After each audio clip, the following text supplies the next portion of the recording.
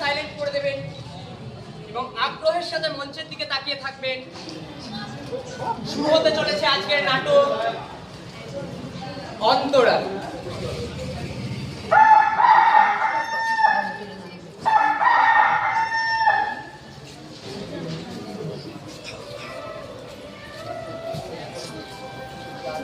কেমন হলো বাবু?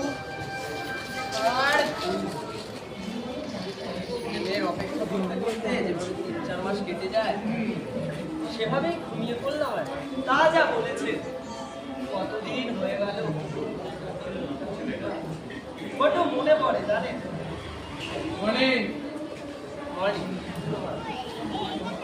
আজকের ওয়েদারটা বেশ ভালো, কিন্তু ভালো বটে।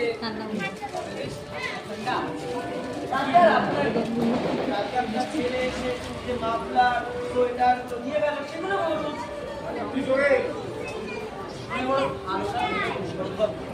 আপনার ছেলে আসলে একটু জোরে বল। রণজিৎ বাবুর তো সন্তান নেই, সুবীর বাবুর মেয়েও মাঝে মধ্যে আসে। আমার ছেলে তো 6 মাসে একবার, তাও ভালো। 6 মাসে একবার পর্যন্ত সে আসে।